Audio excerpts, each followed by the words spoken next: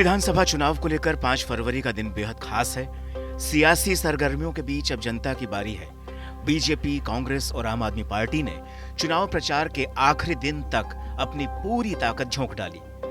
नारों के शोर में, आरोपों के दौर में, दावों के जोर में हर पार्टी अपनी अपनी जीत का दावा कर रही है। सबसे पहले बात उस पार्टी की जिसको पूरी उम्मीद है कि दिल्ली में उसका वनवास इस बार पूरा हो जाएगा।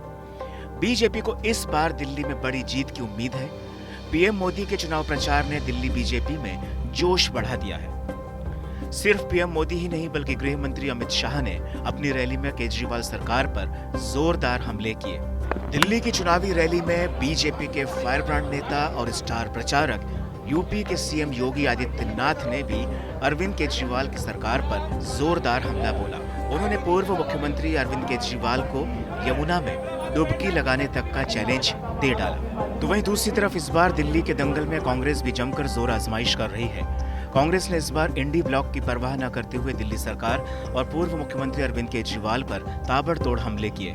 कांग्रेस को उम्मीद है कि पिछले 10 साल से दिल्ली में काबिज आपकी सरकार पर एंटी इनकम्बेंसी का खतरा मंडरा रहा है। ऐसे में कांग्रेस को अपने प्रदर्शन में सुधार की उम्मीद है।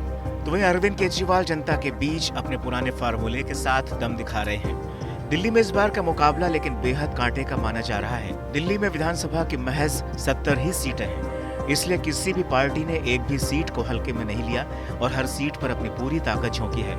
दिल्ली में कुछ सीटें ऐसी हैं जो राजनीतिक समीकरणों की वजह से बहुत मायने रखती हैं। माना जा रहा है कि खुद केजरीवाल की नई दिल्ली सीट फंसती दिख रही है।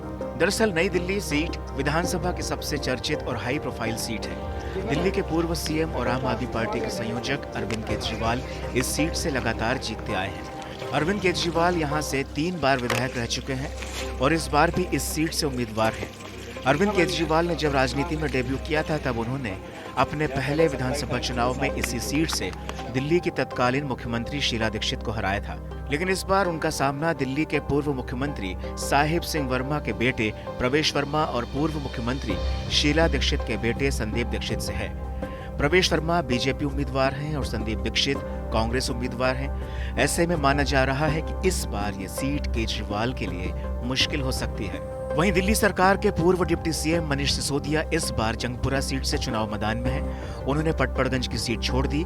ये सीट आम आदमी पार्टी के लिए अब साख का सवाल बन गई है। वहीं दिल्ली की मौजूदा मुख्यमंत्री आतिशी सिंह कालकाजी से चुनावी मैदान में हैं। बीजेपी ने आतिशी को कड़ी टक्कर देने के लिए रमेश बिधूड़ी को मैदान में उतारा है, तो वहीं कांग्रेस ने तेज तर्रार महिला नेत्री अलका लांबा को मैदान में उतारा है। जबकि दिल्ली विधानसभा में विपक्ष के नेता विजेंद्र गुप्ता रोहिणी से चुनाव लड़ रहे हैं। ओखला सीट पर इस बार एआईएमआईएम के मुखिया असदुद्दीन ओवैसी ने दिल्ली दंगों के आरोपी शिफा और रहमान को टिकट देकर मुकाबला रोचक कर दिया है।